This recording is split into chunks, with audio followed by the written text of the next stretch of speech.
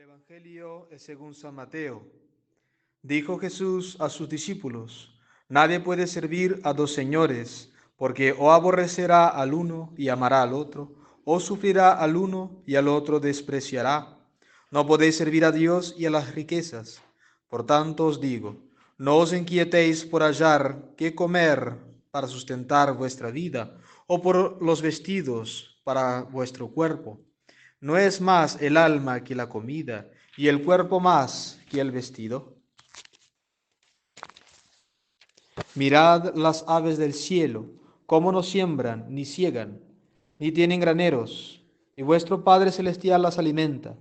Pues, ¿no valéis vosotros mucho más que ellas?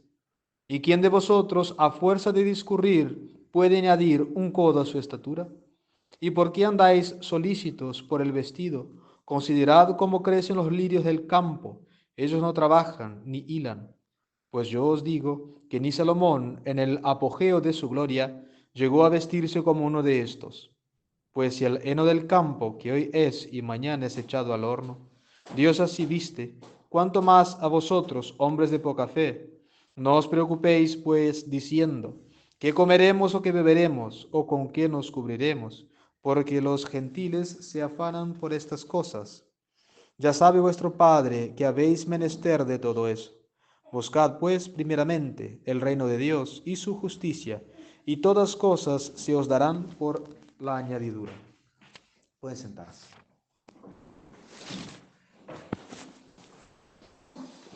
La epístola está tomada de la carta del apóstol San Pablo a los Gálatas. Hermanos, vivid según el Espíritu y no satisfagáis los apetitos de la carne, porque la carne desea al revés del Espíritu y el Espíritu al revés de la carne, siendo entre sí opuestos, por lo cual no hacéis todo aquello que queréis. Mas si sois conducidos por el Espíritu, no estáis bajo la ley. Manifiestas son las obras de la carne: adulterio, fornicación, deshonestidad, lujuria, culto de ídolos, hechicerías, enemistades, pleitos, enojos, celos, riñas, disensiones, herejías, envidias, homicidios, embriagueces, glotonerías, y así por el estilo, porque lo cual os provengo, como ya tengo dicho, que los cuales que tales cosas hacen, no conseguirán el reino de los cielos. Al contrario, los frutos del Espíritu son la caridad, el gozo, la paz, la paciencia, la benignidad, la bondad, la longanimidad, mansedumbre, fe, modestia, continencia, castidad. Contra estos no hay ley. Pero los que son de Cristo tienen crucificada la carne con sus vicios y concupiscencias. En nombre del Padre, del Hijo y del Espíritu Santo. Amén. Dios te salve María, llena eres de gracia, el Señor es contigo. Bendita tú eres entre todas las mujeres y bendito es el fruto de tu vientre, Jesús. Santa María, Madre de Dios, ruega por nosotros pecadores, ahora y en la hora de nuestra muerte. Amén. En el Padre, del Hijo y del Espíritu Santo. Amén. Hoy nuestro Señor Jesucristo expone en el Evangelio la importancia de buscar el reino de Dios, el reino de los cielos, por encima de la búsqueda de las cosas de la tierra. Nuestro Señor no condena, por supuesto, a que el padre de familia busque el sostén de su casa. No condena a que la madre se ocupe que sus hijos estén bien vestidos, sino que nuestro Señor advierte que primero que todo hay que buscar el reino de Dios. Y todo eso que Él no condena se nos da por añadidura. ¿Cuál es esa añadidura? Cuando nosotros acertamos en encontrar, al haber buscado el reino de Dios, todas las cosas se nos son enseñadas. ¿Pero cómo? ¿Qué es el reino de Dios sino la iglesia fundada por nuestro Señor Jesucristo? La Iglesia Católica Apostólica Romana es el reinado de nuestro Señor Jesucristo.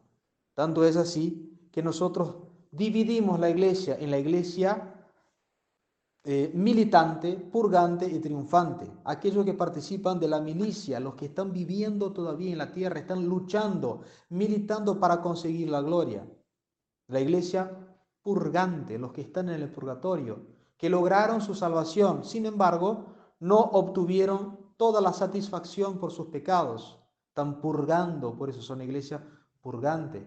Y luego la iglesia triunfante que ya reina actualmente con Jesucristo en el cielo. Nosotros somos la iglesia militante. Nosotros estamos luchando para conseguir la gloria celestial. Pero, ¿cómo hacer para acertar en esa búsqueda? Buscad el reino de Dios y todo lo demás se os dará por añadidura. Si nosotros buscamos el reino de Dios, no podemos decir que no estamos buscando otra cosa, sino que lo que nuestro Señor Jesucristo quiere que sepamos, quiere que aprendamos, quiere que hagamos. Por lo tanto, nuestro Señor Jesucristo munió a su iglesia con ciertas características que la hiciera inconfundible. Nuestro Señor funda su iglesia como su propio cuerpo místico, como una extensión de su encarnación, y así como su cuerpo tuvo cualidades únicas, como por ejemplo estar unido a la personalidad de Dios, del Verbo eterno. De la misma manera, nuestro Señor dio cualidades a su cuerpo místico para que lo hiciera reconocible e inconfundible. De todos los dotes, de todas las características o prerrogativas que nuestro Señor dio a su iglesia, acá nos conviene hablar de la infalibilidad, la independencia de la iglesia sobre todos los poderes terrenos y la perpetuidad. Nuestro Señor Jesucristo dijo a los apóstoles: id y predicad al evangelio. Nuestro Señor no sugiere que vayan los apóstoles a predicar, les manda a que vaya a predicar. Porque nuestro Señor dice: id y predicad el evangelio, y todo el que creyere y se bautizare se salvará. Nuestro Señor envía a los apóstoles para enseñar al mundo, enseñanza que nos lleva a la salvación. Pero la misión era dificilísima. Imagínense, San Pedro llegando a Roma, enfrentándose con filósofos, enfrentándose con los césares, enfrentándose con todos los que perseguían, a los que combatían a los placeres de esa tierra. Sin embargo, San Pedro convirtió a Roma. Imagínense Santo Tomás llegando a la India, con esas divinidades tan raras, hombres con cabeza de elefante, y sin embargo, durante mucho tiempo la India fue cristiana. Y nosotros vemos que la misión era dificilísima, pero los medios eran puestos no por los hombres, sino que por Dios. Porque nuestro Señor Jesucristo dice: id, predicad el evangelio, les manda y les da los medios, porque yo estaré con vosotros hasta el fin de los siglos.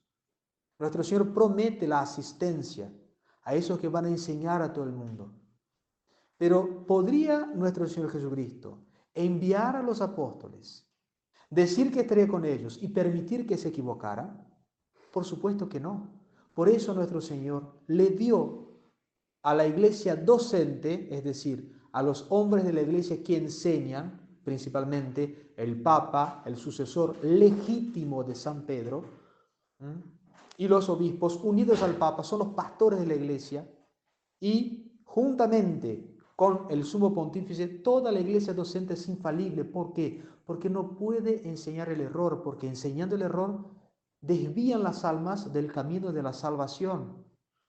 Entonces, buscad el reino de Dios, una iglesia que enseñe el error, una iglesia que enseña la adoración de ídolos, como dice San Pablo en la epístola de hoy, que es obra de la carne. Pachamama, Buda, todas cosas nefastas. Una iglesia que promueve eso no puede ser la iglesia de Cristo, porque no cumple la función por la cual Cristo instituyó la iglesia. Luego, nosotros tenemos, y muy providencial en el día de hoy, ya que hacemos conmemoración de San Luis, rey de Francia, un gran gobernante, un santo rey, que supo distinguir entre el poder terrenal y el poder de la iglesia. La iglesia es independiente de todo poder terrenal, porque nuestro Señor Jesucristo, que fundó la iglesia, no le pidió permiso a los césares, a los gobernadores, a los intendentes, para predicar, para elegir sus apóstoles, para hacer los milagros. De la misma manera, los apóstoles no pidieron permiso al César en el caso de San Pablo, por ejemplo, San Pedro y San Pablo, no pidieron permiso al César para entrar a Roma, para predicar, para fundar iglesias, para instituir obispos. No pidieron permiso. Desde el principio, la iglesia fue independiente del poder del Estado. Y tendría que ser así hasta el fin de los tiempos. Pero ¿qué pasa? El Estado se erige como si tuviera el poder sobre la iglesia, y cuando el Estado sobrepasa el poder de la iglesia, arrebatándole el poder, y los hombres de la iglesia permiten ese gran error, ocurren males como los que ocurrieron en Inglaterra en el siglo XVI, donde toda la isla británica perdió la fe porque un rey quiso poner su poder terrenal por encima del poder de la iglesia. La iglesia es la regente de todas las cosas. Es verdad, la iglesia no se va a meter muchas veces en cuestiones meramente civiles. Si vamos a poner un semáforo aquí o allí, eso por supuesto es poder terrenal. Lo que hace la iglesia en cuanto al gobierno de las naciones es advertir, admonestar, controlar que los gobernantes no obliguen a las almas, no obliguen a las personas a cometer pecados como es el trabajo en los domingos, el asesinato de la vida en el vientre materno y todas esas cosas. Por último, la tercera prerrogativa que quería comentarles hoy es la perpetuidad, o también se llama la indefectibilidad. Si nosotros preguntamos, ¿la iglesia debe existir hasta el fin de los tiempos? Por supuesto que sí. Porque mientras haya hombres que salvar, la iglesia todavía tiene una misión en la tierra, que es esa, salvar a las almas. La iglesia es perpetua, la iglesia es indefectible, pero no impasible. La iglesia puede padecer y padece de hecho. Así como su cabeza tiene la cabeza del cuerpo místico, nuestro Señor Jesucristo. Así como la cabeza del cuerpo místico padeció y padeció muchísimo, pero no perdió su divinidad, la iglesia también es pasible de persecución, pero no pierde su institución divina. Vean bien, si nosotros pudiéramos volver en el tiempo, entrar en el Santo Sepulcro el sábado santo, podríamos adorar a Dios en el cuerpo sin alma de nuestro Señor Jesucristo. Podríamos adorar a Dios. Allí está la personalidad divina, su misterio grandísimo.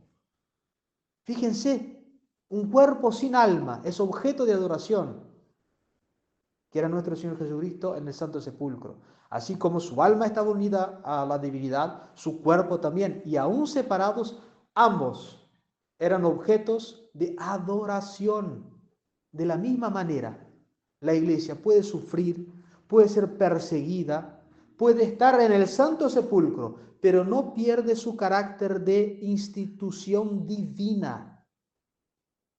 Y una comparación que hay entre la pasión de nuestro Señor y la pasión de la iglesia, que es lo que vivimos en el día de hoy, aunque nuestro Señor haya muerto realmente, es decir, su cuerpo se separó del alma, que es la muerte, su cuerpo no padeció corrupción, no se pudrió el cuerpo de nuestro Señor, lo que repugna a la razón imaginarlo, porque un cuerpo purísimo, un cuerpo santísimo, por más que haya pasado por la parte más extrema de la existencia del ser humano, que es la muerte, no se corrompió el cuerpo de nuestro Señor.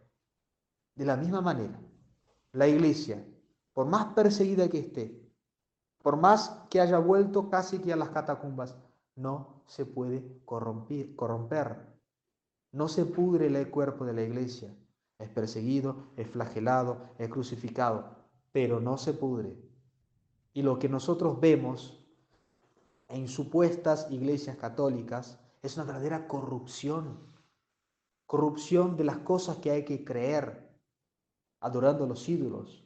Corrupción de las cosas que hay que hacer, permitiendo los más espantosos pecados como si nada fueran.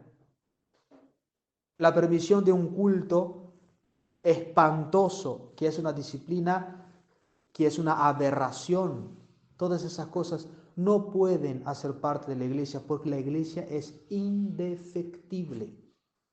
Entonces, buscar el reino de Dios, buscar la verdadera iglesia, y ella nos va a enseñar cuáles son los medios que hay que emplear para conseguir la comida, para conseguir el vestido, para conseguir el techo.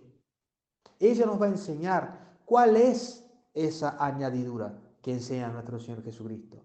Y para mantenernos fieles a la Santa Iglesia, pidamos el auxilio sobrenatural de la Santísima Virgen María, que es el principal ejemplo de la práctica de la virtud de la fe. Porque nuestro Señor Jesucristo, Dios y hombre verdadero, no tuvo fe. Nadie puede esperar lo que ya tiene. Nadie puede creer lo que ya ve. Entonces nuestro Señor, como Él mismo es Dios, no podía tener fe, porque Él es el objeto de la fe. Entonces nuestro Señor es de donde nace la fe.